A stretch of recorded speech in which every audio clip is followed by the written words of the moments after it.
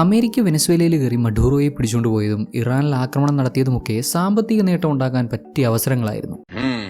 ഡൗട്ടൊന്നും വേണ്ട, യുദ്ധം, അധിനിവേശം, തീവ്രവാദത്തെ ചെറുക്കുക, ആക്രമിക്കുക, സാധാരണ ജനങ്ങളെ കൊന്നുകളയുക എന്നുള്ളതൊക്കെ ഒരുപാട് ആളുകൾക്ക് പണം ഉണ്ടാക്കാനുള്ള ഒരു മാർഗം മാത്രമാണ്. അമേരിക്ക മഡൂറോയെ അറസ്റ്റ് ചെയ്യുന്നതിന് കുറച്ച് നാളുകൾക്ക് മുമ്പ് കെൻ വാൻ ഡൈക്ക് എന്ന US സ്പെഷ്യൽ ഫോഴ്സസിന്റെ ഭാഗമായ ഒരു സോൾജിയർ പോളി മാർക്കറ്റിൽ കമ്പാരിറ്റീവ്ലി ചെറിയൊരു തുക ബെറ്റ് ചെയ്ത് ഇതേ കാര്യം പ്രവചിച്ച് അല്ലെങ്കിൽ മുൻകൂട്ടി കിട്ടിയ ഇൻഫോർമേഷൻ അവിടെ ബെറ്റ് വെച്ച് കോടികളാണ് സമ്പാദിച്ചത്. ഇൻസൈഡ് ഇൻഫോർമേഷൻ ദുരുപയോഗം ചെയ്തുകൊണ്ട് പുള്ളിക്കാരൻ ഇപ്പോൾ അറസ്റ്റിലായി.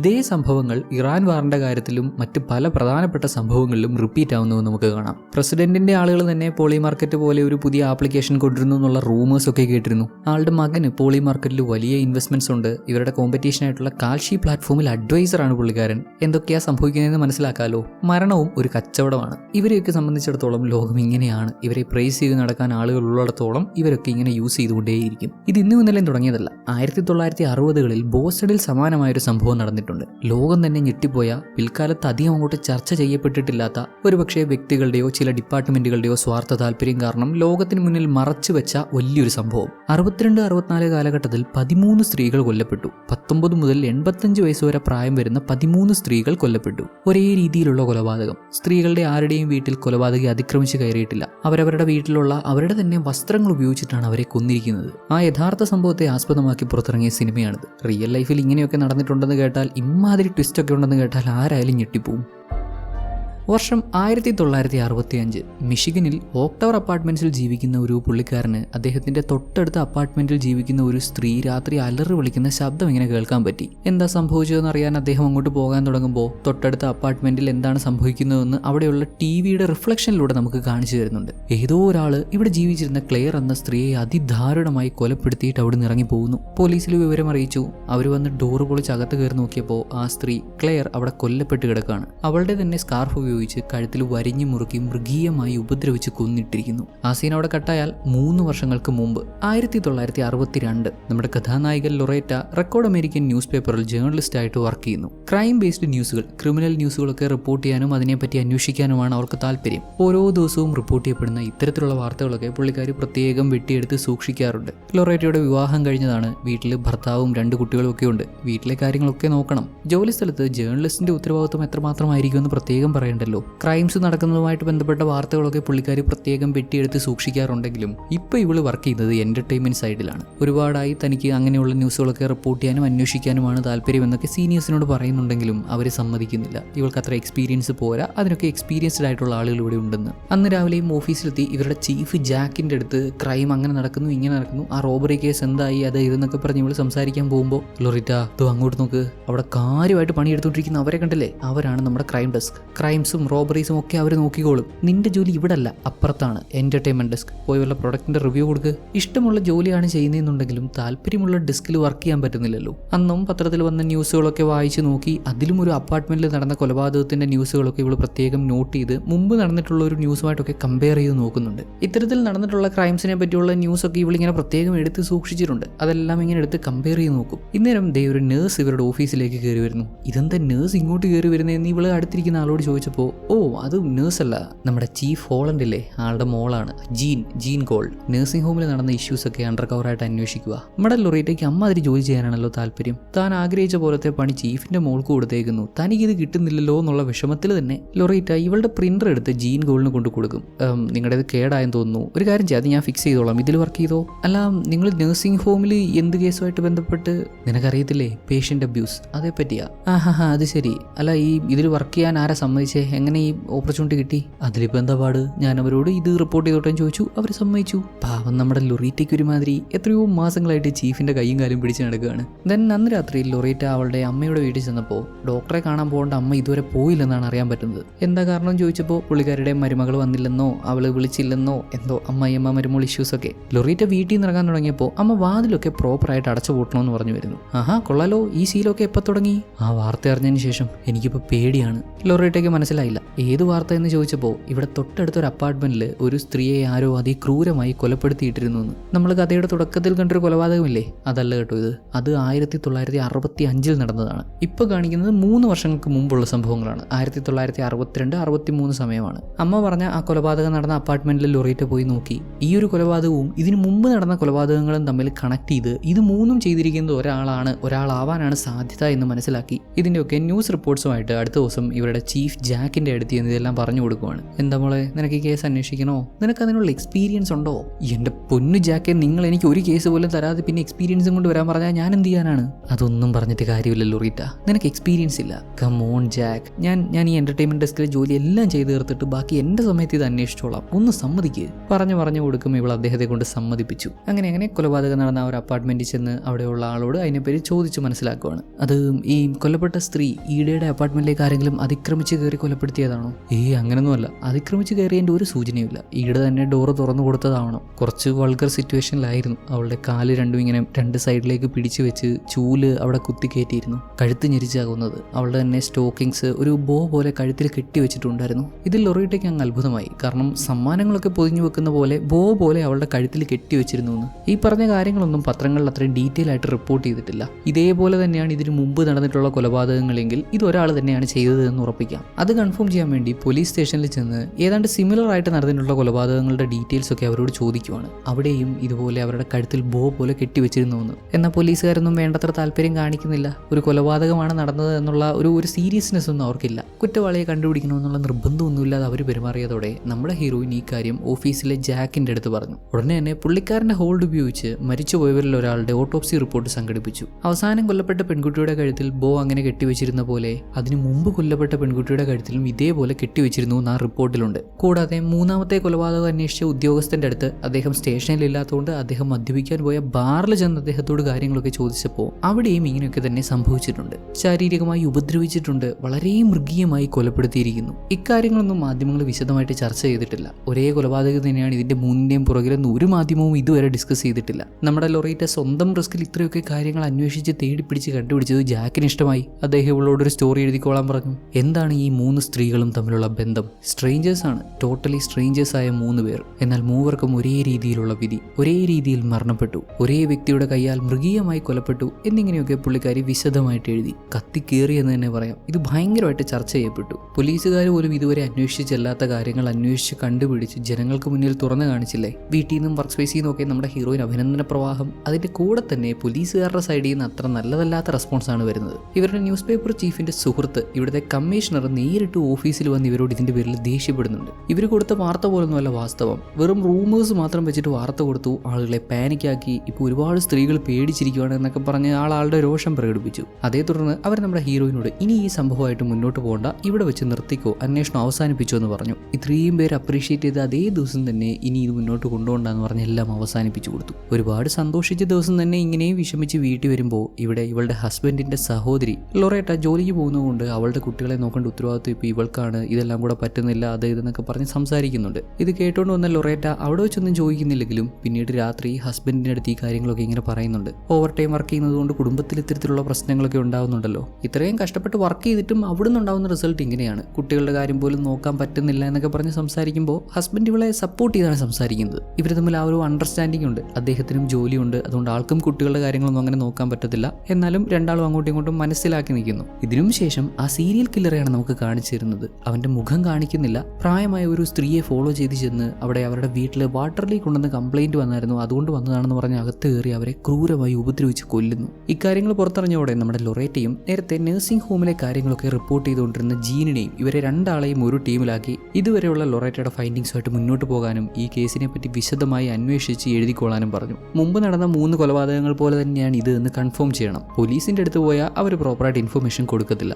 പിന്നൊരു മാർഗം ഇപ്പൊ കൊല്ലപ്പെട്ട സ്ത്രീയുടെ റിലേറ്റീവ്സിനെ കോൺടാക്ട് ചെയ്ത് കാര്യങ്ങൾ കൺഫേം ചെയ്യുക എന്നുള്ളതാണ്. ഇതുവരെ ഇവർക്ക് കിട്ടിയിട്ടുള്ള ഇൻഫർമേഷനിൽ ആകെയും പോകെ ഒരു സെക്കൻഡ് നെയിം മാത്രമേ ഉള്ളൂ. ഈ ഒരു സെക്കൻഡ് നെയിം വെച്ച് ഇത്രയും വലിയ സിറ്റിയിൽ ഇവരുടെ റിലേറ്റീവ്സിനെ ട്രാക്ക് ചെയ്യുക എന്ന് പറഞ്ഞാൽ ബുദ്ധിമുട്ടല്ലേ. എത്ര ബുദ്ധിമുട്ടിയാലും ഇത് കണ്ടുപിടിച്ചിരിക്കണം എന്നുള്ള നിർബന്ധത്തിൽ നമ്മുടെ ജെയിനും ലൊറേറ്റയും കൂടെ ടെലിഫോൺ ഡയറക്ടറി എടുത്ത് അതിൽ ഇതേപോലെയുള്ള സെക്കൻഡ് നെയിം വരുന്ന എല്ലാവരെയും കോൺടാക്ട് ചെയ്യുവാണ്. സെയിം സെക്കൻഡ് നെയിം വരുന്ന ഒത്തിരി കോൺടാക്ട്സ് ഉണ്ട്, 1000-ലധികം കോൺടാക്ട്സ് ഉണ്ട്. അത് ഇന്ന് തിരിഞ്ഞ് ഫൈനലി കൊല്ലപ്പെട്ട സ്ത്രീയുടെ കസിനെ കോൺടാക്ട് ചെയ്യാൻ പറ്റി. അദ്ദേഹത്തോട് കാര്യങ്ങളൊക്കെ വിശദമായി ചോദിച്ചു ചോദിച്ചപ്പോൾ മുമ്പ് നടന്ന കൊലപാതകങ്ങൾ പോലെ തന്നെയാണിത്, അതേ കില്ലർ തന്നെയാണ് ഇവരെയും കൊന്നിരിക്കുന്നത് എന്ന് മനസ്സിലായി. ന്യൂസ് പബ്ലിഷ് ആവുന്നു. കമ്മീഷണർ മാധ്യമങ്ങളോട് മറുപടി പറയേണ്ടി വരുന്നു. പത്രത്തിൽ പറയുന്ന പോലെ കൊലപാതകി ഒരാളാണെങ്കിലും 4 ആളാണെങ്കിലും അവരെ കണ്ടുപിടിച്ചിരിക്കും. നഗരത്തിലുള്ള സ്ത്രീകളെല്ലാവരും ഒന്ന് സൂക്ഷിച്ചിരിക്കുക. സ്ട്രേഞ്ചേഴ്സ് വന്നു കഴിഞ്ഞാൽ വീടിന്റെ ഡോറ് തുറന്ന് കൊടുക്കരുത്. അതിപ്പോൾ പാലുകാരനായാലും പത്രക്കാരനായാലും നിങ്ങളുടെ സേഫ്റ്റി നിങ്ങളുടെ ഉത്തരവാദിത്വം കൂടിയാണ് എന്ന് പറഞ്ഞു വെച്ചു. പോലീസ് ഇത്ര ഉത്തരവാദിത്വ ബോധമേ ഇവിടെ കാണിക്കുന്നുള്ളൂ. അറ്റ്ലീസ്റ്റ് മാധ്യമങ്ങളുടെ നിർബന്ധം കാരണമാണെങ്കിലും ജനങ്ങൾക്കൊരു അവയർനെസ് എങ്കിലും കൊടുത്തല്ലോ.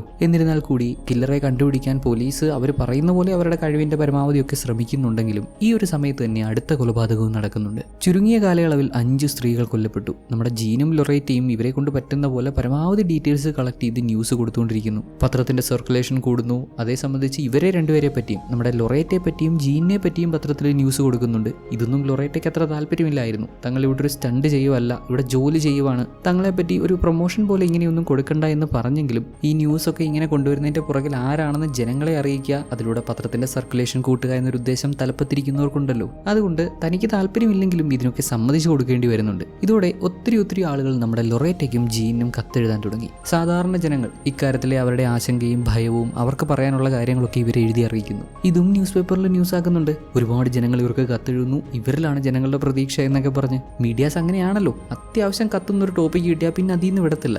എന്തെങ്കിലും ഒരു ചെറിയ സംഭവമാണെങ്കിലും ന്യൂസ് വാല്യൂ ഇല്ലാത്തൊരു സാധനമാണെങ്കിലും വലിയൊരു ന്യൂസിന്റെ ഒരു ത്രെഡ് കണക്ട് ചെയ്ത് അങ്ങനെ ഇതങ്ങ് കൊണ്ടുപോകും. പിന്നെ അന്ന് ആ ഒരു പുരുഷാധിപത്യ കാലഘട്ടത്തിൽ 2 സ്ത്രീകൾ ഇങ്ങനെയൊക്കെ ചെയ്യുന്നു എന്ന് പറയുന്നതും ഇൻട്രസ്റ്റിംഗ് ആയിട്ടുള്ള ടോപ്പിക്കാണ്. നമ്മുടെ ലൊറേറ്റയെ പോലെ തന്നെ ജീനും തങ്ങളെ പറ്റിയുള്ള കാര്യങ്ങളിൽ ഇങ്ങനെ ന്യൂസ് ആയിട്ട് കൊടുക്കുന്നത് താല്പര്യമില്ല. എന്നിരുന്നാൽ കൂടി പുള്ളിക്കാരി ഇതിന് സമ്മതിക്കുന്നത് ഹോളണ്ടിനെ ഓർത്തിട്ടാണ്. അദ്ദേഹം എത്രത്തോളം ഇവളെ സപ്പോർട്ട് ചെയ്തിട്ടുണ്ടെന്നൊക്കെ പറയുന്നുണ്ട്. ഇവരെന്തൊക്കെ ചെയ്താലും അൾട്ടിമേറ്റ്ലി ആളുടെ പത്രത്തിനും അതിന്റെ ഗുണം കിട്ടണം, ആ ഒരു രീതിയിൽ ചിന്തിക്കുന്നത് കൊണ്ട് അവളും സമ്മതിച്ചതാണ്. അങ്ങനെയൊക്കെ തന്നെ ദിവസങ്ങളും ആഴ്ചകളും ഇവർ ഈ സ്റ്റോർ തന്നെ ഇങ്ങനെ ഓടിച്ചുകൊണ്ടിരുന്നു. 1963 ന്യൂ ഇയർ ദിവസം ലൊറേറ്റയുടെ വീട്ടിൽ ന്യൂ ഇയേഴ്സ് ഈവ് ഫംഗ്ഷൻ കാര്യങ്ങളൊക്കെ നടക്കുന്ന ആ സമയത്ത് ഇത്തവണ ഒരു ചെറിയ പെൺകുട്ടി കൊല്ലപ്പെട്ടിരിക്കുന്നു എന്നുള്ള വാർത്തയാണ് അറിയാൻ പറ്റുന്നത്. ഉടനെ അങ്ങോട്ട് പോകാൻ തുടങ്ങുന്ന ലൊറേറ്റയോട് അവളുടെ ഹസ്ബൻഡ് ഇപ്പൊ പോകണ്ട, ഈ ഫംഗ്ഷൻ ഇടയ്ക്ക് പോകണ്ട എന്ന് പറയുന്നുണ്ടെങ്കിലും തനിക്ക് പോയേ പറ്റുള്ളൂ എന്ന അവളുടെ നിർബന്ധത്തിന് വഴങ്ങി അദ്ദേഹവും സമ്മതിച്ചു. സ്പോട്ടിലെത്തി പോലീസ് ഓൾറെഡി അവിടെ കാര്യങ്ങളൊക്കെ ഇങ്ങനെ തിരക്കുവാണ്. കൊലപാതകയെ കണ്ട ഒരു സ്ത്രീ ഇവിടെയുണ്ട്. ഇവരെ ടാർഗറ്റ് ചെയ്താണ് അവൻ വന്നത്. ഇവരുടെ വീട്ടിൽ വന്ന് അപ്പാർട്ട്മെന്റ് പെയിന്റ് ചെയ്യാനുള്ള സമയമായി, കാര്യങ്ങളൊക്കെ നോക്കിക്കോട്ടെ,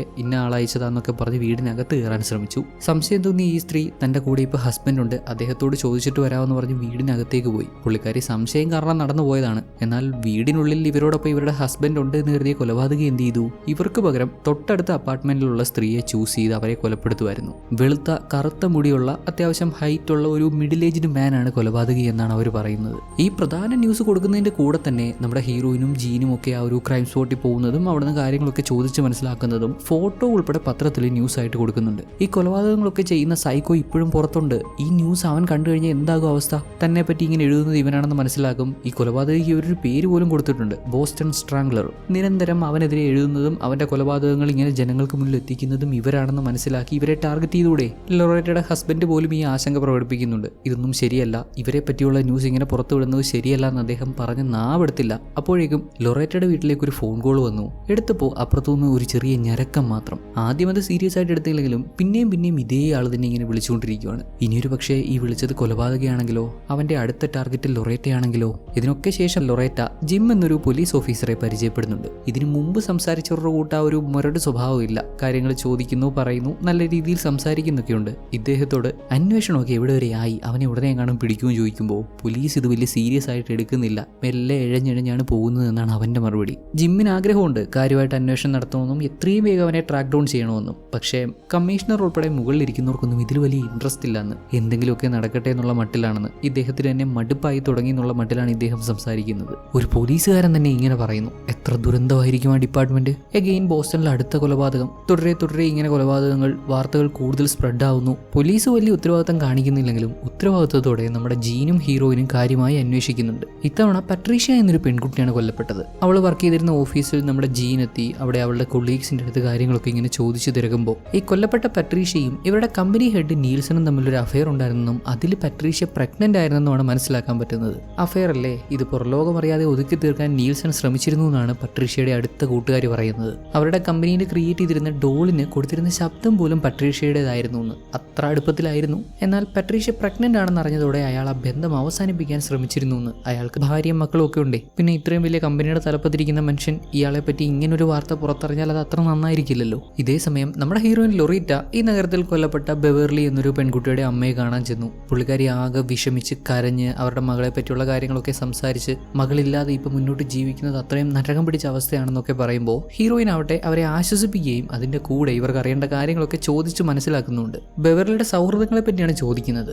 അവൾക്ക് അങ്ങനെ അത്ര വലിയ ഫ്രണ്ട്സ് ഗ്രൂപ്പ് ഒന്നുമില്ല. പള്ളിയിൽ പോവായിരുന്നു, കൊയർ ഗ്രൂപ്പിൽ ഭാഗമായിരുന്നു. അടുത്ത സുഹൃത്തുക്കൾ ഉണ്ടെങ്കിൽ അത് തീർച്ചയായും പള്ളിയിൽ നിന്നുള്ള കുട്ടികളാണെന്ന്. തുടർന്ന് ഹീറോയിൻ പള്ളിയിൽ ചെന്ന് ബെവർലിയുടെ സുഹൃത്തുക്കളെ മീറ്റ് ചെയ്ത് അതിലൊരു കുട്ടിയോട് ബെവർലിയെ പറ്റിയൊക്കെ ചോദിച്ചു വരുമ്പോൾ ബെവർലിക്ക് ഒരു ബോയ് ഫ്രണ്ട് ഉണ്ടായിരുന്നു. അവളുടെ എക്സ് ബോയ് ഫ്രണ്ട് ഡാനിയൽ. അവനൊരു സൈക്കോ ആണത്രേ. അങ്ങനെ മുരട് സ്വഭാവം പിടിച്ചു ഒരുത്തൻ. അവളുടെ പുറകെ നടന്ന് അവളെ ശല്യം ചെയ്ത് ബുദ്ധിമുട്ടിച്ച് അങ്ങനെ കൊണ്ടു കടന്നു ഒരുത്തൻ. സൈക്കോ എന്നല്ലേ അവൾ പറഞ്ഞത്? ഇവരും തേടിക്കൊണ്ടിരിക്കുന്ന കില്ലർ ഒരു സൈക്കോ ആണോ എന്ന് ഇവർക്ക് സംശയമുണ്ട്. ഉടനടി നമ്മുടെ ലൊറീറ്റ അഡ്രസ്സും വാങ്ങി നേരെ ആ ഡാനിയലുള്ള അങ്ങോട്ടിയല്ലാണ്. ഒരുമാതിരി ഒരു ഒഴിഞ്ഞ സ്ഥലം, ചുറ്റുപാട് അടുത്തെങ്ങും ആളുകളുള്ളതായിട്ട് തോന്നുന്നില്ല. അവിടെ ചെന്ന് അവൻ്റെ അടുത്ത് കുറച്ച് കാര്യങ്ങളൊക്കെ ചോദിക്കാനുണ്ടെന്ന് പറഞ്ഞപ്പോൾ അവൻ ചിരിച്ചിട്ട് അതിനിപ്പോ എന്താ, വാ അകത്തേക്ക് വാ, നമുക്ക് ഇരുന്ന് സംസാരിക്കാലോ. ലൊറീറ്റയും അവന്റെ കൂടെ ചെല്ലുന്നു. അങ്ങനെ പോകുന്നു കുറേ അങ്ങനെ അകത്തേക്ക് ചെല്ലുകയാണ്. ഇതെങ്ങോട്ടാണ് ഇവൻ കൊണ്ടുപോകുന്നതെന്ന് അറിയത്തില്ലല്ലോ. ഇവക്കും ചുറ്റുപാടൊക്കെ നോക്കുമ്പോൾ ഒരുമാതിരി പേടിയാവുന്നു. ഇവിടുന്ന് അലറി വിളിച്ചാൽ ആരെങ്കിലും രക്ഷിക്കാൻ ഓടി വരുമെന്ന് പോലും അറിയത്തില്ല. ഒരുമാതിരി വല്ലാത്തൊരു അന്തരീക്ഷം. സംശയം തോന്നിയ ഹീറോയിൻ റിസ്ക് എടുക്കാൻ നിൽക്കാതെ കിട്ടിയ ഗ്യാപ്പിൽ ജീവനും കൊണ്ട് അവിടുന്ന് ഓടിപ്പോയി. ഇവിടെ പട്രീഷ്യയുടെ കേസിലും ബെവർലിയുടെ കേസിലും ഇവർക്ക് രണ്ടാളെ സംശയമുണ്ട്. പട്രീഷ്യയുടെ കാര്യത്തിൽ അവരുടെ കമ്പനി ഹെഡ് നീൽസനെ സംശയിക്കാൻ പറ്റും. ബെവർലിയുടെ കാര്യത്തിൽ ഉറപ്പായിട്ടും അവളുടെ എക്സ് ബോയ് ഫ്രണ്ട് ഡാനിയലിനെ സംശയിക്കാൻ പറ്റും. ഇതെല്ലാം ആ പോലീസുകാരൻ ജിമ്മിന്റെ അടുത്ത് എന്ന് പറഞ്ഞ് ഇവരെ പറ്റി അന്വേഷിക്കണമെന്നൊക്കെ ആവശ്യപ്പെടുവാണ്. അന്ന് രാത്രി പട്രീഷ്യയുമായിട്ട് അഫയർ ഉണ്ടായിരുന്ന നീൽസൺ പട്രീഷ്യയുടെ വീട്ടിൽ ചെന്ന് ഇയാൾ അവൾക്ക് കൊടുത്തിട്ടുള്ള കത്തുകളും അവരുടെ ഫോട്ടോസും മറ്റുമൊക്കെ അവിടുന്ന് മാറ്റാൻ, ആ തെളിവുകളൊക്കെ മാറ്റാൻ ശ്രമിക്കുന്നതിനിടെ പിടിക്കപ്പെട്ടു. ജിമ്മി ഇയാളുടെ പുറകെ ഉണ്ടായിരുന്നു. അറസ്റ്റ് ചെയ്ത് ലൈ ഡിറ്റക്ടറൊക്കെ വെച്ച് ചോദ്യങ്ങളൊക്കെ ചോദിച്ചപ്പോൾ ഇയാളാണ് കൊലപാതകം ചെയ്തതെന്ന് തെളിയിക്കാൻ പറ്റിയില്ല. വലിയൊരു ബിസിനസ്മാൻ അല്ലേ, അയാൾക്ക് ചീത്തപ്പേരുണ്ടാവാതിരിക്കാൻ വേണ്ടി തെളിവുകൾ നശിപ്പിക്കാൻ ശ്രമിച്ചു, അത്രേ ഉള്ളൂ. അല്ലാതെ അവളെ കൊന്നത് ഇയാളാണ് എന്ന് തെളിയിക്കാൻ പാകത്തിന് തെളിവൊന്നും കിട്ടിയില്ല. ഇത് ലൊറേറ്റയോട് പറഞ്ഞപ്പോൾ എന്നാ ശരി ഇയാളെ വിട്, ആ ഡാനിയലിനെ പറ്റി എന്താ അന്വേഷിക്കാതെ? അവനെപ്പറ്റി അന്വേഷിക്കാതിരിക്കുവോ? വെള്ളമടിച്ച് പൊടിയടിച്ച് നടക്കുന്ന ഒരുത്തൻ, അതിൽ കൂടുതലൊന്നും ഇല്ലെന്നേ. ഇതുപോലെ പല പെണ്ണുങ്ങളുടെ പുറകെ നടന്ന് ശല്യം ചെയ്തിട്ടുണ്ട്. ഈ കേസ് എടുത്ത് തലയിൽ വെച്ചാൽ എനിക്ക് വള്ളിയാണ്. ഇപ്പൊ തന്നെ ഡിപ്പാർട്ട്മെന്റിൽ നിന്ന് ഓവർ പ്രഷർ, എന്നോട് വേറെ കേസ് അന്വേഷിക്കാൻ പറഞ്ഞു. 10ഓളം സ്ത്രീകൾ കൊല്ലപ്പെട്ടു. ഇതുവരെ ഇത് സീരിയസ് ആയിട്ട് എടുക്കുന്നില്ലെന്നേ. എന്നെ കൊണ്ടൊന്നും ചെയ്യാൻ പറ്റത്തില്ല ലൊറീറ്റ. ഇതേ തുടർന്ന് ലൊറീറ്റയും ജീനും ഇവരുടെ ചീഫ് ബോസ് ജാക്കിന്റെയും ഹോളണ്ടിന്റെയും ഒക്കെ അടുത്ത് നിന്ന് ഇന്ന പോലെ കാര്യങ്ങളൊക്കെ പറയാണ്. ഇത്രയും സ്ത്രീകൾ കൊല്ലപ്പെട്ടിട്ട് പോലീസ് യാതൊരു ഉത്തരവാദിത്വവും കാണിക്കുന്നില്ല. ഇത് ജനങ്ങളെ അറിയിച്ചേ പറ്റുള്ളൂ. പോലീസിനെതിരെ എഴുതാൻ പോവാന്നൊക്കെ പറഞ്ഞപ്പോൾ ഓ ലൊറീറ്റ കൂൾ ഡൗൺ, അങ്ങനെയൊന്നും ചെയ്യാൻ പറ്റത്തില്ല. ഈ സ്റ്റോറി എഴുതി തുടങ്ങിയ പിന്നെ എല്ലാ സൈഡിൽ നിന്നും പ്രഷറുണ്ട്. ഇങ്ങനെയും കൂടെ ചെയ്യാൻ പോയി കഴിഞ്ഞാൽ പത്രം ബാക്കി ഉണ്ടാവുമെന്ന് പറയാൻ പറ്റത്തില്ല. നിങ്ങൾ ഈ പറയുന്ന പോലെ സീരിയൽ കില്ലർ ഒക്കെ ആണെന്നുണ്ടെങ്കിൽ നമുക്ക് പ്രോപ്പർ ആയിട്ടുള്ള എവിഡൻസ് വേണം. 1-2 പേരെ മുന്നിൽ വെച്ചിട്ട് പോലീസിനെതിരെ അങ്ങനെയൊന്നും എഴുതാൻ പറ്റത്തില്ല എന്ന് പറഞ്ഞു വിട്ടു. അവിടെ നിന്ന് ആകെ ഡെസ്പായി ലൊറീറ്റ തിരിച്ച് വീട്ടിൽ വന്നപ്പോൾ ഇവളുടെ ഹസ്ബൻഡിന് ജോലിയിൽ ഒരു ചേഞ്ച് വന്നു. ഇദ്ദേഹത്തിന് കുറച്ച് നാൾ മാറി നിൽക്കണം. ഇത്രയും നാൾ ചെയ്ത പോലെ കുട്ടികളെയും നോക്കി പാർട്ട് ടൈം ആയിട്ട് ഇങ്ങനെ ചെയ്ത് നിൽക്കാൻ പറ്റില്ല എന്ന് പറയാണ്. ഇങ്ങനെയൊരു സാഹചര്യത്തിൽ വീട്ടിൽ വന്ന് കുട്ടികളെ നോക്കി നിൽക്കാൻ ലൊറീറ്റയ്ക്കും പറ്റില്ലല്ലോ. രണ്ടാളും ഇതിന്റെ പേരിൽ അങ്ങോട്ടും ഇങ്ങോട്ടും തർക്കിക്കുന്നുണ്ട്. ഇത്രയും നാൾ ലൊറീറ്റയുടെ ജോലിക്ക് അവൾ പ്രാധാന്യം കൊടുത്തപ്പോൾ ഹസ്ബൻഡ് അവളെ സപ്പോർട്ട് ചെയ്തിട്ടേ ഉള്ളൂ. രാത്രിയൊന്നും പകലൊന്നും ഇല്ലാതെ അവളിങ്ങനെ ഓടി നടന്നു പോക്കെ ബാക്കി കാര്യങ്ങളൊക്കെ ചെയ്ത് വീട്ടിലെ കാര്യങ്ങളൊക്കെ മെയിൻറ്റെയിൻ ചെയ്തത് ഹസ്ബൻഡും ഇദ്ദേഹത്തിന്റെ സഹോദരിയും ഒക്കെ കൂടിയാണ്. ഇനിയും ഇതിങ്ങനെ തുടരാൻ പറ്റത്തില്ല. ഇദ്ദേഹത്തിന് സ്വന്തം ജോലിയിലും ശ്രദ്ധിക്കണമല്ലോ. ആളുടെ കരിയർ ഇമ്പോർട്ടന്റ് അല്ലേ. ലൊറീറ്റ ഒട്ടും വിട്ടുകൊടുക്കാതെ സംസാരിച്ചതോടെ രണ്ടാളും തമ്മിൽ കശവിശയായി പ്രശ്നമായി. ശേഷം അടുത്ത ദിവസം ഓഫീസിലിരിക്കുമ്പോൾ ഒരു പോലീസുകാരൻ, ന്യൂയോർക്കിൽ വർക്ക് ചെയ്യുന്ന ഒരു പോലീസുകാരൻ നമ്മുടെ ലൊറീറ്റയെ കോൺടാക്ട് ചെയ്ത് ഇവളിപ്പോൾ എഴുതിക്കൊണ്ടിരിക്കുന്ന ഒരു സ്റ്റോറിയുമായിട്ട് ബന്ധപ്പെട്ട് കുറച്ച് കാര്യങ്ങൾ പറഞ്ഞു കൊടുക്കുന്നുണ്ട്. ഇപ്പൊ ബോസ്റ്റണിൽ നടന്നു വരുന്ന പോലെ കുറെ നാളുകൾക്ക് മുമ്പ് ന്യൂയോർക്കിലും ഇതേപോലെ സിമിലർ ആയിട്ടുള്ള ഇതേ പാറ്റേണിൽ തന്നെ കൊലപാതകങ്ങൾ നടന്നിട്ടുണ്ട്. അന്ന് അവർ കാര്യമായി അന്വേഷിച്ച് പ്രതിയെ കണ്ടെത്തി അവനെ ജയിലിലാക്കി. അവന്റെ പേര് പോൾ എന്നാണ്. ആ ഇൻഫോർമേഷനൊക്കെ ഓൾറെഡി അവർ ബോസ്റ്റൺ പോലീസിന് കൊടുത്തിരുന്നെങ്കിലും ബോസ്റ്റൺ പോലീസ് ഇതൊന്നും കാര്യമായിട്ട് എടുത്തില്ല. പോലീസ് ഉത്തരവാദിത്വം കാണിക്കാത്തതോടെ ഒരു പോലീസുകാരന് തന്നെ നമ്മുടെ ഹീറോയിനെ വിളിച്ച് ഈ കാര്യങ്ങളൊക്കെ അറിയിക്കേണ്ടി വരുവാണ്. ഈ കാര്യങ്ങൾ ചീഫിന്റെ അടുത്ത് ഡിസ്കസ് ചെയ്തതോടെ പോലീസിനെതിരെ എഴുതാൻ പെർമിഷൻ കൊടുക്കുവാണ്. ഒരു ചാൻസ് നോക്കിയിരിക്കുമല്ലായിരുന്നോ ലൊറേറ്റ കിടുക്കി. അത് ഭയങ്കര വാർത്തയായി. മറ്റ് ന്യൂസ് മീഡിയാസും ഏറ്റെടുത്ത് വലിയ ഡിസ്കഷൻസിന് കാരണമായി. ലൊറേറ്റയ്ക്ക് ഭയങ്കര സാറ്റിസ്ഫാക്ഷൻ. അങ്ങനെയും ദിവസങ്ങൾ പോകുന്നു. ഇതിനിടെ ലൊറേറ്റയുടെ മകൾക്ക് പനി പിടിച്ച് കൊച്ചിനെയും നോക്കി വീട്ടിലിരിക്കുന്ന ഒരു ദിവസം തൊപ്പിയൊക്കെ വെച്ച് വന്ന ഒരു പുള്ളിക്കാരൻ ലൊറേറ്റയുടെ വീട്ടിലേക്ക് അങ്ങനെ നോക്കി നിൽക്കുന്നുണ്ട്. അവൾക്ക് ആകെ അങ്ങ് പേടിയായി. ബേസ്ബോൾ ബാറ്റൊക്കെ എടുത്ത് ഒരു കരത്തിലൂടെ വാതിലിനടുത്തേക്ക് വന്നപ്പോൾ അയാൾ ലെറ്റർ സ്ലോട്ടിലൂടെ എന്തോ ഒരു ലെറ്റർ പോലെ അകത്തേക്ക് ഇട്ടു. അതിൽ നമ്മുടെ ലൊറീറ്റയുടെയും ജീനിന്റെയും പത്രത്തിൽ വന്ന ഫോട്ടോസാണ്. രണ്ടാളുടെയും ഫോട്ടോസിൽ ക്രോസ് ഇട്ടിട്ടുണ്ട്. ഇവരെ തീർത്ത് കളയുന്നുള്ള വാണിംഗ്. പത്രത്തിൽ ഇവരുടെ രണ്ടാളുടെയും ഫോട്ടോ സഹിതം ഇവരെ പറ്റി ന്യൂസ് കൊടുത്തതാണ് പ്രശ്നമായത്. ഇതറിഞ്ഞതും ജീൻ സർക്കുലേഷന് വേണ്ടി ഇമാതിരി പരിപാടി കാണിച്ചോ മറം മുഖത്ത് നോക്കി കള്ള കാട്ടാക്കട മോനെ, മനുഷ്യന്റെ ജീവൻ വെച്ചാണ് കളിക്കുന്നതെന്ന് ഓഫീസിലെ എല്ലാവരുടെയും മുന്നിൽ വെച്ച് പച്ചയ്ക്ക് വായി തോന്നിയതൊക്കെ വിളിച്ചു പറഞ്ഞു. പിന്നെ അല്ലാതെ എന്തുമാത്രം തവണയായത്. ഓരോ തവണയും ഇവരുടെ സ്റ്റോറി കൊണ്ട് മുന്നോട്ട് പോകുമ്പോൾ അവർ അതിന്റെ സൈഡിൽ കൂടി ഇവരെ വെച്ച് സ്റ്റോറി ഉണ്ടാക്കുക. ഇതിനെല്ലാം ശേഷം നമ്മുടെ ലൊറീറ്റ നേരത്തെ അവളെ കോൺടാക്ട് ചെയ്ത പോലീസുകാരനെ മീറ്റ് ചെയ്യുന്നുണ്ട്. അദ്ദേഹം ബോസ്റ്റൺ പോലീസിന്റെ അനാസ്ഥയെ പറ്റിയൊക്കെ സംസാരിക്കുന്ന കൂട്ടത്തിൽ തന്നെ ഈ ഒരു ക്രൈമുമായിട്ട് ബന്ധപ്പെട്ട അദ്ദേഹം സംശയിക്കുന്ന ഒരാളുടെ പേര് പറയുന്നുണ്ട്. ആൽബർട്ട് ഡിസാൽവോ. കേംബ്രിഡ്ജ് ജയിലിൽ കിടന്നിട്ടുണ്ട്. ഇവന് സഹോദരന്മാരുണ്ട്, അവരും ക്രിമിനൽസ് തന്നെയാണ്. ഇതിനു മുമ്പും ഇങ്ങനെയുള്ള കേസുകളിലൊക്കെ പെട്ടിട്ടുണ്ട്. പല സ്ത്രീകളുടെ അടുത്തും ഫേക്ക് ആയിട്ട് അപ്രോച്ച് ചെയ്ത്, അതായത് മോഡലിംഗ് ചെയ്യാനൊക്കെ താല്പര്യമുണ്ടെന്നൊക്കെ ചോദിച്ച് അപ്രോച്ച് ചെയ്ത് അവരെ വകവരുത്തിയിട്ടുണ്ട് എന്നൊക്കെ പറഞ്ഞ് ഡീറ്റെയിൽസ് എല്ലാം പ്രൊവൈഡ് ചെയ്തു. ഹീറോയിനും കേംബ്രിഡ്ജ് ജയിലിൽ ചെന്ന് കാര്യമായിട്ട് അന്വേഷിച്ചു. ഓൾറെഡി പോളിനെ പറ്റി അന്വേഷിക്കുന്നുണ്ട്. പോള് വയസ്സായ ആളുകളെ തന്നെ തിരിഞ്ഞു പിടിച്ച് കൊന്നുകൊണ്ടിരുന്ന ഒരുത്തനാണ്. പക്ഷെ ഇവിടെ നടന്ന കൊലപാതകങ്ങളിൽ വയസ്സായിട്ടുള്ള ആളുകളെ മാത്രമല്ല ചെറിയ പെൺകുട്ടികളെ പോലും കൊന്നിട്ടുണ്ടല്ലോ. ഒരുപക്ഷെ ഇതെല്ലാം ആൽബർട്ടിന്റെ കളിയാവാം എന്ന് വിചാരിക്കുന്ന ഹീറോയിൻ അവനെ പറ്റി കാര്യമായിട്ട് തിരക്കി വന്നപ്പോൾ പൊതുവായിട്ട് ഈ ഒരു ക്രിമിനലിനെ 2 പേരിലാണ് അറിയപ്പെടുന്നത്. ഒന്ന് ഗ്രീൻ മാൻ, മറ്റൊന്ന് മെഷറിംഗ് മാൻ. സംടൈംസ് ഇവൻ ഗ്രീൻ ഡ്രസ് ഇട്ട് മെയിൻ്റനൻസ് ഒക്കെ ചെയ്യാൻ വരുന്ന ആളുകളെ പോലെ ഡ്രസ്സ് ധരിച്ച് അതൊരു കാരണമായിട്ട് പറഞ്ഞ് വീട്ടിൽ മെയിൻ്റനൻസിന് വന്നതാണ് എന്ന് പറഞ്ഞ് അകത്ത് കയറി കൊലപ്പെടുത്തും. ചിലപ്പോഴൊക്കെ മോഡലിംഗ് ചെയ്യാൻ താല്പര്യമുണ്ടോ എന്ന് ചോദിച്ച്, അതായത് മെഷറിംഗ് മാൻ എന്നുള്ള രീതിയിൽ ചെന്ന് സ്ത്രീകളെ കൺവിൻസ് ചെയ്ത് അങ്ങനെ അവരെ കൊന്നുകളയും. ഇതിൽ ലൊറീറ്റയ്ക്ക് സ്ട്രൈക്കായി. നേരത്തെ ന്യൂ ഇയർ ദിവസം ഒരു പെൺകുട്ടിയെ കൊന്നതുമായിട്ട് ബന്ധപ്പെട്ട് അന്വേഷിക്കാൻ പോയപ്പോൾ അവിടെയുള്ളൊരു സ്ത്രീ പറഞ്ഞത് എന്താണ്, ആ കില്ലർ അവരെ അപ്രോച്ച് ചെയ്തത് മോഡലിംഗ് ചെയ്യാൻ താല്പര്യമുണ്ടോ എന്നൊക്കെ ചോദിച്ചിട്ടായിരുന്നു എന്ന്. ആ പറഞ്ഞതും ഇപ്പോൾ പോലീസിൽ നിന്ന് കിട്ടിയ ഇൻഫർമേഷനോടെ വെച്ച് നോക്കുമ്പോൾ ആൽബർട്ട് തന്നെ ആയിരിക്കാം ഈ കൊലപാതകങ്ങളൊക്കെ ചെയ്യുന്നത്. തീർച്ചയായും അവൻ തന്നെയായിരിക്കും കൊലപാതകം ചെയ്തത്. നമ്മൾ ഈ കേസ് സോൾവ് ചെയ്തു എന്നൊക്കെ പറഞ്ഞ് സന്തോഷിച്ചിരിക്കുമ്പോഴാണ് ജിമ്മി ഇവളെ വിളിച്ച് മീറ്റ് ചെയ്യണം, റെസ്റ്റോറൻറ്റിലേക്ക് വരാൻ പറഞ്ഞു. അവിടെ ചെന്നപ്പോൾ അറിയാൻ പറ്റുന്നതോ ഈ ആൽബർട്ട് ജയിലിൽ കിടക്കുന്നവനാണ്. ഇക്കണ്ട കൊലപാതകങ്ങളൊക്കെ നടക്കുന്ന സമയത്തും അവൻ ജയിലിലായിരുന്നെന്ന്. ജയിലിൽ കിടക്കുന്ന ആൾ എങ്ങനെ കൊലപാതകം ചെയ്യാനാണ്? ലൊറീറ്റയ്ക്ക് ഒരുമാതിരിയായിപ്പോയി. എത്രയോ കഷ്ടപ്പെട്ട് ഓരോരോ ലീഡും കണ്ടുപിടിച്ചുകൊണ്ട് വരും. എന്നാൽ അവസാനം വരുമ്പോൾ ഇതൊന്നും അല്ലാതായി പോകും. ഇതെല്ലാം ജീനിനോട് പറയുമ്പോൾ, അല്ല ജിം പറഞ്ഞ കാര്യങ്ങൾ നീ പ്രോപ്പറായിട്ട് ചെക്ക് ചെയ്തോ? നിനക്ക് ഉറപ്പാണോ ആൽബർട്ട് ഈ കൊലപാതകങ്ങളൊക്കെ നടക്കുന്ന സമയത്ത് ജയിലിൽ തന്നെ ആയിരുന്നെന്ന്?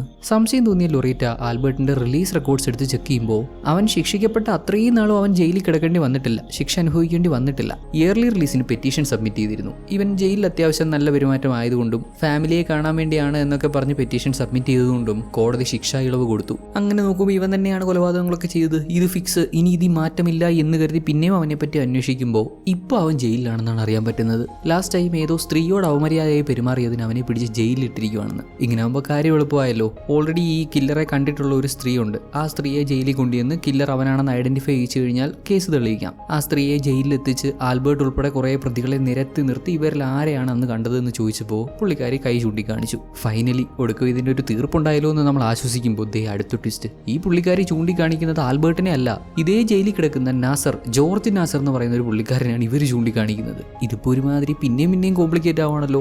ന്യൂയോർക്കിലെ ഇതുപോലെ സ്ത്രീകളെ കൊന്നത് ഒരുത്തനാണെന്ന് അവിടെ കണ്ടുപിടിച്ച് പോലീസ് അവനെ അറസ്റ്റ് ചെയ്ത് ജയിലിലാക്കിയിരുന്നു. ബോസ്റ്റണിൽ ആൽബർട്ട് ആവാനാണ് സാധ്യത എന്നൊക്കെ പറഞ്ഞ് എല്ലാ എവിഡൻസും കളക്ട് ചെയ്ത് പോയപ്പോൾ ആൽബർട്ട് അല്ല ജോർജ് ആണെന്ന് ദൃക്സാക്ഷി പറയുന്നു. എന്നാൽ ശരി, ജോർജ് ആയിരിക്കും, ഇവർക്കൊരു മിസ്റ്റേക്ക് പറ്റിയതായിരിക്കും എന്ന് പറഞ്ഞ് അന്വേഷിക്കുമ്പോൾ കഴിഞ്ഞ 1 വർഷമായിട്ട് ജോർജ് ജയിലിലാണ്. ഈ മേർഡേഴ്സ് നടക്കുന്ന സമയത്ത് അവൻ ജയിലിൽ തന്നെയായിരുന്നു. ജയിലിൽ കിടക്കുന്നവൻ എങ്ങനെ വന്ന് കൊല്ലാനാണ്? ഇതൊന്നും പോരാതെ ഇവര് സംശയിക്കുന്ന ആൽബർട്ടിന് വേണ്ടി കോടതിയിൽ വാദിക്കുന്നത് നഗരത്തിലെ ഫേമസ് ആയ ഒരു വക്കീലാണ്. അവിടെയും ഒരു മിസ്റ്ററി ഉണ്ട്. ഈ വക്കീൽ അതിസമ്പന്നന്മാരുടെ കേസുകൾ മാത്രമാണ് ഡീൽ ചെയ്യുന്നത്. വക്കീലിന് കൊടുക്കാനുള്ള കാശ് ആൽബർട്ടിന് എവിടുന്ന് കിട്ടി? അല്ലെങ്കിൽ തന്നെ ഇവനെ പോലെ സ്ത്രീകളോട് മോശമായിട്ട് പെരുമാറുന്ന ഇങ്ങനെ ഒരു ക്രിമിനലിന് വേണ്ടി മേ ബി തോറ്റേക്കാൻ സാധ്യതയുള്ള ഒരു കേസിന് വേണ്ടി വക്കീൽ എന്തിന് അപ്പിയർ ആവണം? കുറേ കാര്യങ്ങളിൽ വ്യക്തതയില്ല. ലൊറീറ്റ ആകെ കൺഫ്യൂസ്ഡ് ആണ്. ഇതേ സമയം തന്നെ ജയിലിൽ കിടക്കുന്ന ആൽബർട്ട് ഈ നഗരത്തിൽ നടന്നിട്ടുള്ള ഈ കൊലപാതകങ്ങൾക്കെല്ലാം ഉത്തരവാദി അവനാണ് കൊലപാതകം ചെയ്തത് എന്ന് സമ്മതിക്കുന്നുണ്ട്. മീഡിയാസ് ഇതങ്ങ് സെലിബ്രേറ്റ് ചെയ്തു. പോലീസിന് അപ്രീസിയേഷൻ കിട്ടുന്നു. അവൻ ഓൾറെഡി ജയിലിലാണ്, പോലീസിന്റെ കഴിവാണ് അത് ഇതെന്നൊക്കെ പറഞ്ഞ് അങ്ങനെ ഒരു വഴിക്ക്. എന്നാൽ നമ്മുടെ ലൊറീറ്റയ്ക്ക് മാത്രം ഇത് ശരിയല്ല, ഇവിടെ എന്തോ പ്രശ്നമുണ്ട്, ഇവരെല്ലാം കൂടെ ചേർന്ന് എന്തൊക്കെയോ ഗെയിം കളിക്കുന്നുണ്ട് എന്നുള്ളൊരു തോന്നലാണ്. തീർച്ചയായും സംശയിക്കാമല്ലോ, ആ ദൃക്സാക്ഷി കണ്ടത് ജോർജിനെയാണ്. അപ്പോൾ ഈ കൊലപാതകങ്ങളിലൊക്കെ ജോർജിനും പങ്കില്ലേ? ഒരുപക്ഷെ ഈ ഉമ്മാർ 2 പേരും കൂടെ ചേർന്നായിരിക്കും ഇത്രയും കൊലപാതകങ്ങൾ ചെയ്തത്. അങ്ങനെയും സംശയിക്കാമല്ലോ. ഏതായാലും ആൽബർട്ട് കുറ്റം സമ്മതിച്ച സ്ഥിതിക്ക് അവനെ കോടതിയിൽ ഹാജരാക്കണം, വിചാരണ, അങ്ങനെ ഇനി മുന്നോട്ട് പ്രൊസീജിയേഴ്സ് ഉണ്ടല്ലോ. എന്നാൽ അങ്ങനെയൊന്നും സംഭവിക്കാൻ പോകുന്നില്ലെന്നാണ് നമ്മുടെ ജിമ്മ് പറയുന്നത്. എന്താണെന്നാൽ ആൽബർട്ട് ഇതെല്ലാം തുറന്ന് സമ്മതിച്ചത് തന്നെ ആൽബർട്ടിന്റെ ആ വക്കീലിന്റെ ഒരു പ്ലാൻ ആയിരുന്നു. തുടർച്ചയായി പത്രങ്ങളിൽ മീഡിയാസിൽ വാർത്തകൾ ഇങ്ങനെ വന്നുകൊണ്ടിരിക്കേണ്ടത്, ഈ കേസുമായിട്ട് ബന്ധപ്പെട്ട് വാർത്തകൾ വന്നുകൊണ്ടിരിക്കുന്നതും ആൽബർട്ടിനെ കൊണ്ട് ഈ കുറ്റം സമ്മതിപ്പിച്ചതും ഒക്കെ അദ്ദേഹത്തിന്റെ പ്ലാൻ ആയിരുന്നു. ഓൾറെഡി ആൽബർട്ട് ജയിലിലാണ്, ജീവപര്യന്തമാണ് ശിക്ഷ കിട്ടിയിരിക്കുന്നത്. ഇപ്പൊ നടന്നിട്ടുള്ള കൊലപാതകങ്ങളുടെ പേരിൽ അവനെ കോടതിയിൽ കൊണ്ടുവന്നു കഴിഞ്ഞാലും ഇതൊക്കെ തന്നെ നടക്കാൻ പോകുന്നുള്ളൂ. ഈ കൊലപാതകങ്ങളുമായി ബന്ധപ്പെട്ട സത്യങ്ങളെല്ലാം തുറന്നു പറയണമെങ്കിൽ, അല്ലെങ്കിൽ ആൽബർട്ട് ഈ കുറ്റങ്ങളെല്ലാം ഏൽക്കണമെങ്കിൽ ഒരു കാരണവശാലും ഇതും കൊണ്ട് കോടതിയിൽ പോകരുത് എന്ന് ആൽബർട്ടിന്റെ വക്കീൽ പോലീസുമായിട്ട് ഡീൽ ഉണ്ടാക്കി. ആൽബർട്ട് ഇനിയിപ്പോൾ മരിക്കുന്നവരെ ജയിലായിരിക്കും, പിന്നെ എന്തിനെന്നുള്ളൊരു രീതിയിൽ അവരത് അങ്ങനെ ഒത്തുതീർപ്പാക്കിയെന്ന്. ഇതുകൊണ്ട് വക്കീലിനുള്ള ഗുണം എന്താണെന്നാൽ ആൽബർട്ടിന്റെ ജീവിതം, ഈ സൈക്കോയുടെ ജീവിതം പുസ്തകമാക്കാൻ പോവാണ്. അങ്ങനെ വന്നാൽ കത്തും. അന്നത്തെ കാലത്ത് ബുക്കാണല്ലോ മെയിൻ. കോടിക്കണക്കിന് രൂപ അയാൾക്ക് ഉണ്ടാക്കാൻ പറ്റും. യഥാർത്ഥ സൈക്കോ കില്ലറിന്റെ കഥ പുറത്തിറങ്ങുമ്പോൾ വക്കീലിന് അത്രയും പണം ഉണ്ടാക്കാൻ പറ്റും. അതാണ് വക്കീലിന്റെ ഇവിടുത്തെ പ്രോഫിറ്റ്. ഇതെല്ലാവരും കൂടെ ചേർന്നുള്ള കളിയാണെന്ന് മനസ്സിലായതോടെ ഹീറോയിൻ ഈ സത്യങ്ങളൊക്കെ പുറത്തു കൊണ്ടുവരാനായിട്ട് പത്രത്തിൽ വീണ്ടും സ്റ്റോറി എഴുതാൻ ചെല്ലുന്നുണ്ടെങ്കിലും അവർ സമ്മതിക്കുന്നില്ല. ഇനി ഇതിന്റെ ആവശ്യമില്ല എന്നാണ് പറയുന്നത്. കോടതി പ്രൊസീജിയറൊക്കെ നമ്മുടെ കൺട്രോളിലുള്ള കാര്യമല്ല. അവൻ കുറ്റം സമ്മതിച്ചു, അവൻ നമ്മൾ വാർത്ത കൊടുത്തു, അത് അവിടെ തീർന്നു. ലൊറേറ്റ കുറെ തർക്കിച്ച് നോക്കുന്നുണ്ട്, വലിയ കാര്യമൊന്നുമില്ല. ഇവളുടെ പാർട്ണറായിരുന്ന ജീൻ പോലും സപ്പോർട്ട് ചെയ്യുന്നില്ല. ആകെ അങ്ങ് ഡെസ്പ് ആവുന്നുണ്ട്. കാരണം ഈ കൊലപാതകങ്ങൾക്കൊക്കെ അവന് തക്കതായ ശിക്ഷ കിട്ടണം, നീതി നടപ്പിലാക്കണമെന്ന് പുള്ളിക്കാരി ഒരുപാട് ആഗ്രഹിച്ചിരുന്നു. പക്ഷേ ഇപ്പൊ ഇവളെ കൊണ്ടൊന്നും ചെയ്യാൻ പറ്റുന്ന സാഹചര്യമല്ലല്ലോ. പോകെ ലൊറേറ്റയും ഈ കേസും കാര്യങ്ങളൊക്കെ തലേന്ന് കളഞ്ഞു. ഫാമിലി കാര്യങ്ങളൊക്കെ ശ്രദ്ധിച്ച് അങ്ങനെ ജീവിക്കാൻ തുടങ്ങി. നാളുകൾ കഴിഞ്ഞുപോയി. വർഷം 1965. കഥയുടെ തുടക്കത്തിൽ നമ്മൾ കണ്ട ആ മിഷിഗനിലെ കൊലപാതകമില്ലേ, അതും നമ്മുടെ ഹീറോയിൻ ന്യൂസിൽ എഴുതിയിരുന്ന കൊലപാതകങ്ങളും ഒരേ പാറ്റേണിലായതുകൊണ്ട് മിഷിഗനിൽ കേസ് അന്വേഷിക്കുന്ന ഉദ്യോഗസ്ഥർ നമ്മുടെ ഹീറോയിനെ കോൺടാക്ട് ചെയ്ത് നിങ്ങൾ പണ്ട് ന്യൂസിൽ കൊടുത്തിരുന്ന പോലെ തന്നെ വീണ്ടും കൊലപാതകങ്ങൾ റിപ്പീറ്റ് ആവുന്നു, മിഷിഗനിൽ ഇങ്ങനെ ഒരു കൊലപാതകം നടന്നു എന്ന് അറിയിക്കുവാണ്. ഒന്നല്ലാട്ടോ, 6 കൊലപാതകം ഇതേ സെയിം പാറ്റേണിൽ മിഷിഗനിൽ റിപ്പീറ്റ് ആയിരിക്കുന്നു. കേൾക്കേണ്ട താമസം ഹീറോയിൻ പെട്ടിയും കിടക്കെടുത്ത് അങ്ങോട്ട് തിരിച്ചു. അവളുടെ ഹസ്ബൻഡ് ഇത് ചോദ്യം ചെയ്യുന്നുണ്ടെങ്കിലും ഇവള് നിർത്തത്തില്ലെന്ന് അദ്ദേഹത്തിന് അറിയാം.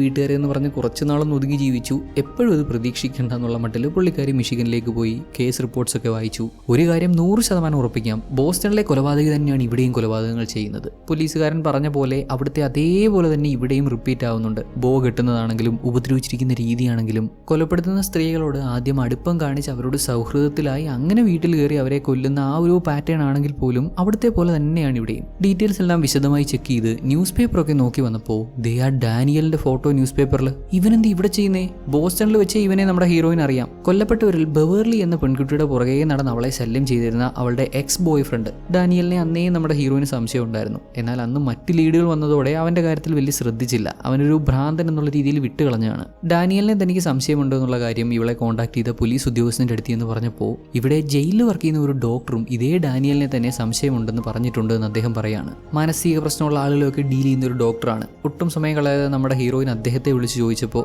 ഡാനിയലിനെ അദ്ദേഹം ട്രീറ്റ് ചെയ്തിട്ടുണ്ടെന്ന് കൺഫേം ചെയ്തു. അവന്റെ സൈഡിൽ നിന്ന് ഇങ്ങനെയുള്ള പ്രശ്നങ്ങളൊക്കെ ഉണ്ടെന്നും മറ്റുള്ളവരെ ഉപദ്രവിച്ചിട്ടുണ്ട്, പ്രത്യേകിച്ച് അവന്റെ ഗേൾ ഫ്രണ്ട്സിനെ ഹറാസ് ചെയ്തിട്ടുണ്ട് എന്നുള്ള കാര്യങ്ങളൊക്കെ കൺഫേം ചെയ്തു. കൂടാതെ ജീനിന്റെ സഹായത്തോടെ ഇപ്പറഞ്ഞ ഡാനിയലും നേരത്തെ ബോസ്റ്റണിലെ കൊലപാതകങ്ങളിൽ കുറ്റം സമ്മതിച്ച ആൽബർട്ടും തമ്മിൽ പരിചയമുണ്ടെന്ന് മനസ്സിലാക്കുന്നുണ്ട്. ഇതിനെയൊക്കെ തുടർന്ന് മിഷിഗൻ പോലീസ് ഡാനിയലിനെ അറസ്റ്റ് ചെയ്യുന്നുണ്ടെങ്കിലും അവനെതിരെ ശക്തമായ തെളിവുകളില്ല. അവനെ കസ്റ്റഡിയിൽ വെക്കണമെങ്കിലോ പ്രോപ്പറായിട്ട് ചോദ്യം ചെയ്യണമെങ്കിലോ പോലും സ്ട്രോങ് ആയിട്ടുള്ള എവിഡൻസ് വേണം. ഇവർ ചോദിക്കുന്നതിനൊക്കെ ഉത്തരം പറയാൻ താല്പര്യമില്ലാന്ന് ഡാനിയൽ തീർത്ത് പറഞ്ഞു കഴിഞ്ഞാൽ പിന്നെ പോലീസുകാർക്ക് കാര്യമായിട്ടൊന്നും ചെയ്യാൻ പറ്റില്ല. പോലീസ് പിടിച്ചുകൊണ്ട് പോയിട്ടും അവൻ കൂളായി പുറത്തിറങ്ങി വന്നത് നിസ്സഹായായി നമ്മുടെ ഹീറോയിൻ നോക്കി നിന്ന് കാണേണ്ടി വന്നു. ഇനിയിപ്പോൾ എന്ത് ചെയ്യാൻ പറ്റും? വേറൊരു ഓപ്ഷൻ ഉള്ളത് ആൽബർട്ടിനെ മീറ്റ് ചെയ്ത് കാര്യങ്ങളൊക്കെ ചോദിക്കുക എന്നുള്ളതാണ്. പക്ഷെ അത് അത്ര എളുപ്പമല്ല. ബോസ്റ്റണിൽ നടന്ന കൊലപാതകങ്ങൾക്ക് കാരണം അവനാണെന്ന് അവൻ സമ്മതിച്ചതാണ്. ജയിലിൽ കിടക്കുന്ന അവനെ പോയി മീറ്റ് ചെയ്യുകയും അവനോട് വീണ്ടും ഈ കാര്യങ്ങളൊക്കെ ചോദിക്കുന്നത് ഇത്തിരി ബുദ്ധിമുട്ടാണ്. അവിടെയുള്ള പോലീസുകാർ അത്ര സഹകരിക്കുന്ന ആളുകളല്ല. എന്നാലും പോലീസുകാരുടെ കൂട്ടത്തിൽ നമ്മുടെ ജിം ഉണ്ടല്ലോ, ജിമ്മിനെ പോയി കണ്ടാൽ വല്ലതും നടക്കുമെന്ന് കരുതി ഹീറോയിൻ അവിടെ ചെന്നപ്പോൾ ജിം ഇപ്പോൾ ഓഫീസറല്ല, ഡയറക്ടറാണ്.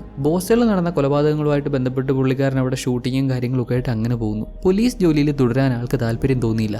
ബോസ്റ്റൺ പോലീസിന്റെ ഉത്തരവാദിത്വമില്ലായ്മയൊക്കെ പറഞ്ഞതല്ലേ, അങ്ങനെ ഒരു ഡിപ്പാർട്ട്മെന്റിൽ തുടരണ്ടെന്ന് കരുതി. ഇപ്പോൾ ലൊറേറ്റ വന്ന് മിഷിഗനിൽ നടന്നുകൊണ്ടിരിക്കുന്ന കൊലപാതകങ്ങളെ പറ്റിയും അതുമായി ബന്ധപ്പെട്ട ആൽബർട്ടിനോട് സംസാരിക്കണം തുടങ്ങിയിട്ടുള്ള കാര്യങ്ങളൊക്കെ ആവശ്യപ്പെട്ടപ്പോൾ ഇയാൾക്കിപ്പോൾ ഒന്നും ചെയ്യാൻ പറ്റില്ല എന്ന് പറയുന്നുണ്ട്. ശരി, വേണ്ട, അങ്ങനെ അങ്ങ് ഹെൽപ്പ് ചെയ്യാൻ പറ്റത്തില്ലെങ്കിലും ഇദ്ദേഹത്തിന് സ്റ്റേഷനിലുള്ള കണക്ഷൻസ് യൂസ് ചെയ്ത് ആൽബർട്ട് കുറ്റം സമ്മതിക്കുന്നതിന്റെ ഓഡിയോസ് സംഘടിപ്പിച്ച് കൊടുക്കാൻ പറ്റുമോ എന്ന് ചോദിച്ചു. ആദ്യം ജിമ്മൊന്നും അടിച്ചെങ്കിലും ഇവളുടെ നിർബന്ധം കാരണം ഇദ്ദേഹത്തിന്റെ ഇൻഫ്ലുവൻസ് യൂസ് ചെയ്ത് ആൽബർട്ട് കുറ്റം സമ്മതിക്കുന്നതിന്റെ ഓഡിയോസ് എല്ലാം എടുത്തു കൊടുത്തു. ആ ഓഡിയോയിൽ വ്യക്തമായി കേൾക്കാം ആൽബർട്ടും ചോദ്യം ചോദിക്കുന്ന വ്യക്തിയും അല്ലാതെ മൂന്നാമതൊരാള് ആൽബർട്ട് എങ്ങനെ മറുപടി പറയണമെന്ന് പറഞ്ഞു കൊടുക്കുന്നുണ്ട്. പുറകിൽ നിന്ന് പിറുപിറുക്കുന്ന ശബ്ദം വ്യക്തമായി കേൾക്കാം. ആൽബർട്ട് ചെയ്തു എന്ന് പറയുന്ന കൊലപാതകങ്ങൾ എങ്ങനെയാണ് എന്ന് മറ്റൊരാൾ പറഞ്ഞു കൊടുത്തെങ്കിൽ മാത്രമേ ആൽബർട്ടിന് പറയാൻ പറ്റത്തുള്ളൂ. ഇതിൽ നിന്ന് എന്ത് വ്യക്തമായി? കൊലപാതകം ചെയ്തത് ആൽബർട്ട് അല്ല, ബോസ്റ്റണിൽ നടന്നിട്ടുള്ള കൊലപാതകങ്ങളുമായിട്ട് ഇവന് ഡയറക്ട്ലി ബന്ധമുണ്ടാവാനുള്ള സാധ്യതയില്ല. ഇതേപ്പറ്റി ആൽബർട്ടിനോട് സംസാരിക്കണം, എങ്കിലേ സത്യം അറിയാൻ പറ്റൂ. എന്നാൽ ജയിലിൽ കിടക്കുന്ന അവനോട് സംസാരിക്കണമെങ്കിൽ അവൻ കൂടെ വിചാരിക്കണം. അതുകൊണ്ട് നമ്മുടെ ഹീറോയിൻ ലൊറീറ്റ ഈ പറഞ്ഞ ആൽബർട്ടിന്റെ സഹോദരന്റെ അടുത്ത് നിന്ന് അദ്ദേഹത്തോട് കാര്യങ്ങളൊക്കെ പറഞ്ഞ് ആൽബർട്ടിനോട് എന്നെ ഒന്ന് കോൺടാക്ട് ചെയ്യാൻ പറയണം എന്നൊക്കെ പറഞ്ഞപ്പോൾ അദ്ദേഹവും സമ്മതിച്ചു.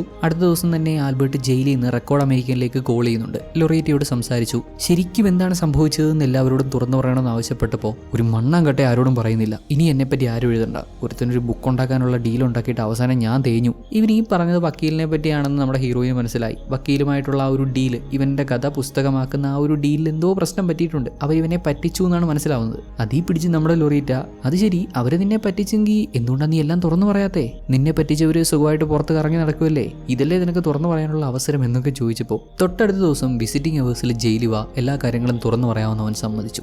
ലൊറേറ്റയ്ക്കും സന്തോഷം. അങ്ങനെ സംഭവിച്ച കാര്യങ്ങളെല്ലാം നമ്മുടെ ആൽബർട്ട് തുറന്നു പറയുമെന്നിരിക്കെ ജയിലിലുള്ള വേറൊരുത്തൻ ആൽബർട്ടിനെ കുത്തിക്കൊന്നു. ജയിൽ പുള്ളികൾ തമ്മിലുള്ള കശവിശയിൽ സംഭവിച്ചതാണെന്നാണ് പുറത്തു വരുന്ന വാർത്ത. എന്നാൽ ആൽബർട്ടിനെ കൊണ്ട് കുറ്റം സമ്മതിപ്പിച്ച് ഇവനെ പറ്റിച്ച ആളുകളുണ്ടല്ലോ, അവർ തന്നെയാവും ഇതിന്റെ പുറകിലെന്ന് ഊഹിക്കാവുന്നതല്ലേ ഉള്ളൂ. ഇപ്പൊ മനസ്സിൽ ചിന്തിച്ചത് എന്താണെന്ന് എനിക്ക് മനസ്സിലാവുന്നുണ്ട്. ഇപ്പൊ പിടിക്കൂ എന്ന് പറഞ്ഞാൽ എന്നാ പിന്നെ ആവട്ടെ എന്നുള്ള പരിപാടി അത് ഈ സിനിമയിൽ കുറേ ഉണ്ട്.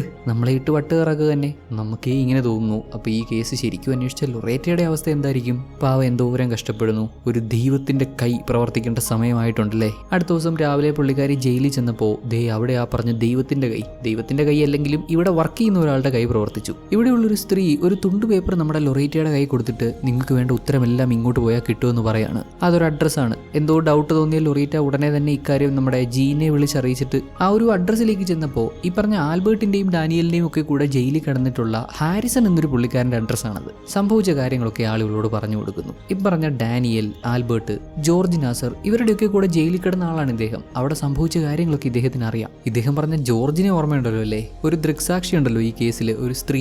അവർ ജയിലിലെത്തി ജയിൽ പുള്ളികളിൽ ഒരാളാണ് കൊലപാതകി എന്ന് ചൂണ്ടിക്കാണിക്കുന്നുണ്ടായിരുന്നല്ലോ. അതേ ജോർജ് തന്നെ. അയാളും ആൽബർട്ടും ഡാനിയലും ബോസ്റ്റണിൽ നടക്കുന്ന കൊലപാതകങ്ങളെ പറ്റി പത്രത്തിലൂടെ വാർത്ത അറിഞ്ഞു. നാട് മുഴുവൻ ആകാംക്ഷയോടെ നോക്കിക്കാണുന്ന വാർത്ത. ഇതിൽ കൊലപാതകി ആരാണെന്ന് കണ്ടെത്താൻ സാധിച്ചാൽ, കൊലപാതകിയെ പിടിച്ചു കൊടുക്കാൻ സാധിച്ചാൽ റിവാർഡ് കിട്ടുമല്ലോ. ആ റിവാർഡ് ലക്ഷ്യം വെച്ച് ജോർജ് ആൽബർട്ടിനെ കൺവിൻസ് ചെയ്യുമായിരുന്നു ആൽബർട്ടാണ് ഈ കൊലപാതകങ്ങളൊക്കെ ചെയ്തത് എന്ന് സമ്മതിക്കാൻ. ജോർജും വക്കീലും ഒരുമിച്ച് കാര്യങ്ങളൊക്കെ പ്ലാൻ ചെയ്തു. ഒരു ഉദ്ദേശം റിവാർഡ് മണി, മറ്റൊന്ന് വക്കീലിന് കിട്ടാൻ പോകുന്ന കോടികൾ, ബുക്ക് സെല്ല് ചെയ്ത് കിട്ടാൻ പോകുന്ന കോടികൾ. ഇങ്ങനെയൊക്കെയാണ് സംഭവം എന്ന് പറഞ്ഞ് ലൊറീറ്റ ഞെട്ടിത്തരിച്ചു പോയി. അവിടുന്ന് നേരെ ജോർജിനെ കാണാൻ ജയിലിൽ ചെന്നു. ലൊറീറ്റ ചോദിച്ചു തുടങ്ങുന്നതിന് മുന്നേ തന്നെ അവൻ പറയുന്നുണ്ട് ഇതൊക്കെ ഇങ്ങനെയാവാൻ കാരണം ഇവരുടെ പത്രമാണെന്ന്. അന്ന് ഈ കൊലപാതകങ്ങളൊക്കെ ഇങ്ങനെ നടക്കാൻ തുടങ്ങിയതും ഇതൊരു സീരിയൽ കില്ലിംഗ് എന്നുള്ള രീതിയിലേക്ക് ഇവരുടെ പത്രം പ്രൊജക്ട് ചെയ്യാൻ തുടങ്ങിയ ആ ഒരു ടൈമില്ലേ, അവിടുന്ന് തന്നെ നഗരത്തിൽ ഇങ്ങനെ ഒരു സീരിയൽ കില്ലർ ഉണ്ടെന്ന് മനസ്സിലാക്കി ഇവരെല്ലാം കൂടെ പ്ലാൻ ചെയ്ത് ഉണ്ടാക്കിയെടുത്തതാണ് ബാക്കിയെല്ലാം. ആദ്യ കുറച്ച് കൊലപാതകങ്ങൾ നേരത്തെ അറസ്റ്റ് ചെയ്യപ്പെട്ട ശരിക്കും സീരിയൽ കില്ലർ ആയിട്ടുള്ള പോളാണ് ചെയ്തത്. പോളിന്റെ ഒരു രീതി പ്രായമായ സ്ത്രീകളെ തന്നെ തേടി പിടിച്ച് ക്രൂരമായി കൊലപ്പെടുത്തി ബോ കെട്ടിവെക്കുന്നതാണ്.